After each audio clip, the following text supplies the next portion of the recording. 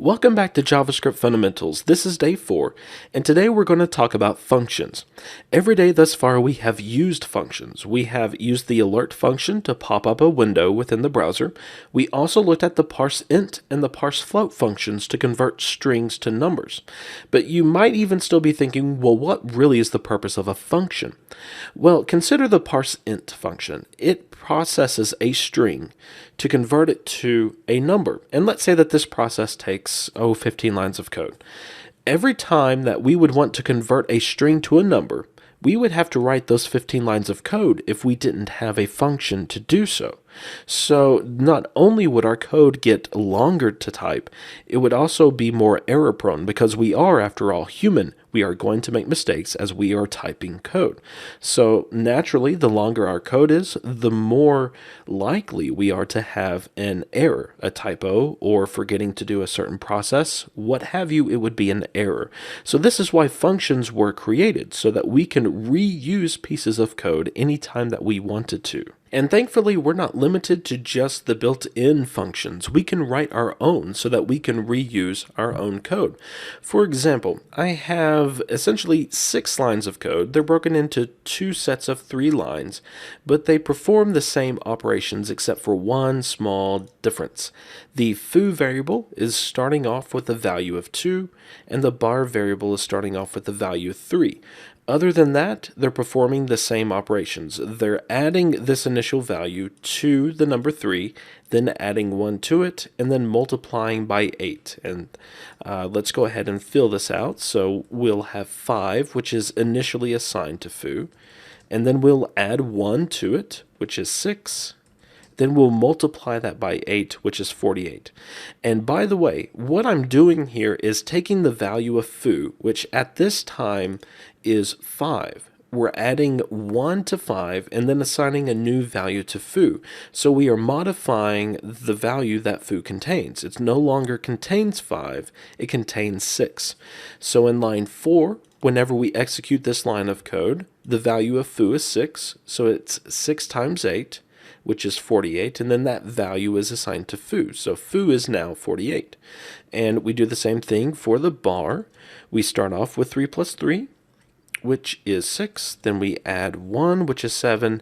Then we multiply that by 8, which is 56. So the idea of this code is that we are doing the same set of operations over and over again. We've only done it twice, once for foo and once for bar, but we might want to perform these same operations for other values. So it would make sense to refactor this code into a function. And by refactor, I basically mean rewriting to make it more simplified or more maintainable. So we want to refactor this code into a function so that instead of using 3 lines of code to add 3 and then to add 1 and then to multiply by 8, we could just call the function and do that in 1 line of code. So let's write a function that does this. And to do so, we use a keyword called function. And then we need a name for our function because just like variables, we need some way to refer to this function within our code. And we do need to follow the same naming guidelines as variables. So use camel casing. I'm just going to call this function do something because, well, I don't really have a good name to give it as to what it is that it does. And then we have a set of parentheses after the function name. Now we're going to put something called a parameter here in a moment, but go ahead and just put a set of parentheses, and then we have a set of curly braces. This is marking the beginning and the ending of the function. And that means any code that we put in between the opening curly brace and the closing curly brace is part of the function body. So that code will execute whenever we call the do something function. Now, a moment ago, I mentioned something about parameters. As it is right now, the do something function does not accept any parameters, so it doesn't accept any external data. And that's fine. There are some functions that don't need external data in order to work. But in our case, we do need that because we have an initial value. Foo started with the value of 2, and bar started with the value of 3, so that we need to provide that data to the do-something function so that it can perform the necessary operations with that starting value. And to do that, we use a parameter. A parameter is a special variable for a function. It's usable inside of the opening and closing curly brace, but it cannot be used outside of the function that it was defined in. And to define a parameter, all we have to do is type a name in between the opening and closing parentheses. We don't have to use the var keyword. All we have to do is simply type a name. So I'm going to call this param1, and this will allow us to pass data to this do something function so that we can work with it. Now all we need to do is replicate the operations that we want to perform. So instead of using foo or bar, we will use param1 inside of the function. So param1 equals, and param1 is the starting value, so we'll do param1 plus 3, and then we'll do param1 equals param1 plus 1, param1 equals param1 times 8. So we should be able to run the do something function, pass 2 for foo, pass 3 for bar, and get 48 and 56 respectively. So let's go ahead and do that. So do something, we'll pass 3, that should give us 56. And then for foo, do something, pass in 2, that should give us 48. And also, let's alert these values. So alert foo, alert bar.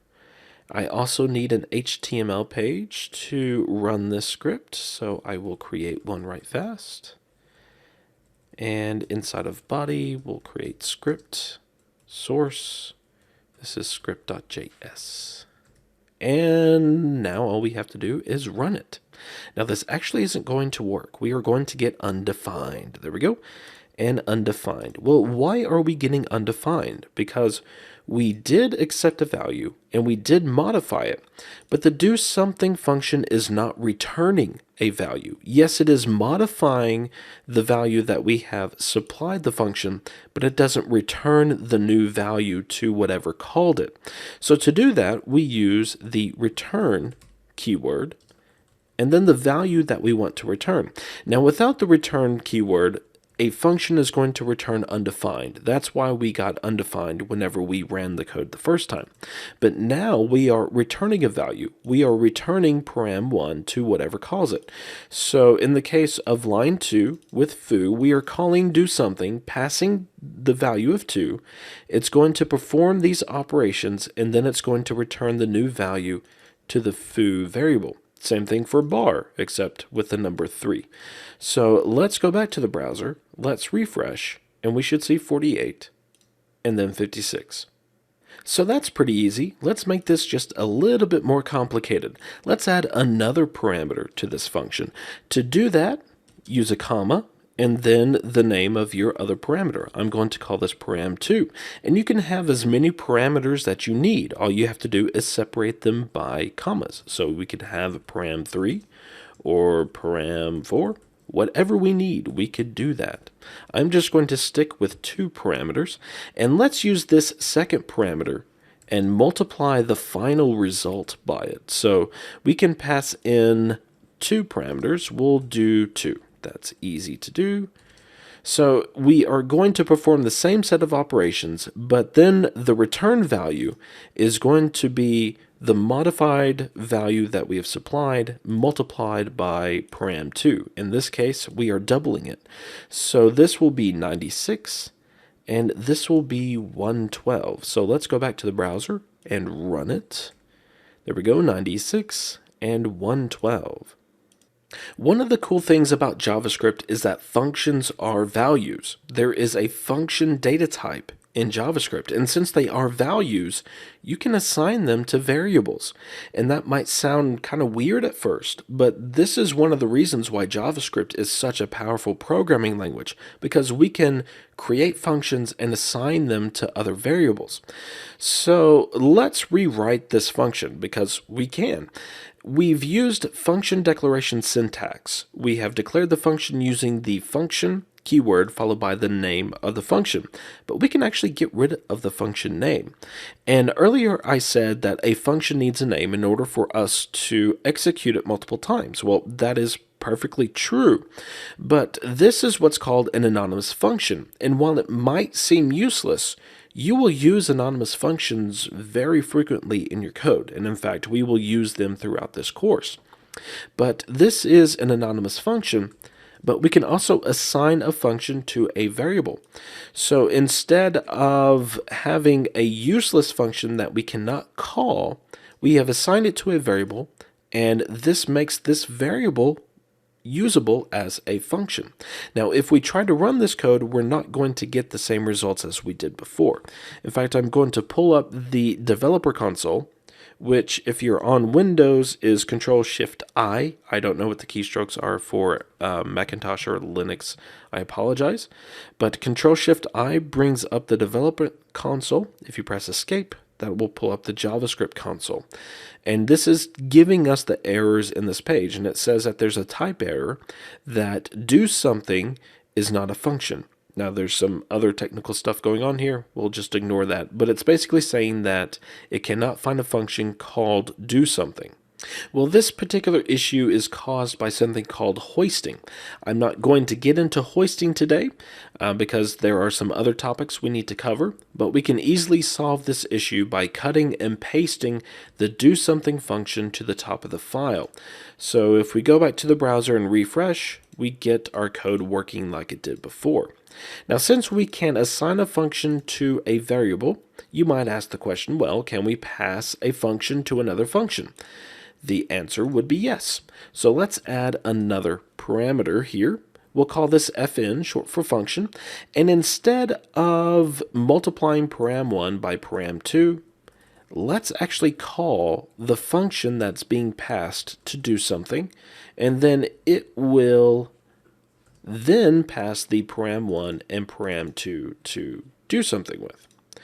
So whenever we call do something, we need to supply a third parameter, a function, to do something with these two values. So let's write some functions using function declaration syntax. Actually, we could use anonymous functions here, but it can look a little weird, and I would prefer to be somewhat clear, especially since we're passing functions to other functions, which can be weird in its own right. So by using function declaration syntax, it's just a little bit clearer. So let's call one function sum. It needs to accept a parameter. We can call this param1, param2 if we want to. They don't have to be the same names as the values being passed to them. It doesn't matter. I'm just doing so for continuity reasons. And then we need to return param1 plus param2.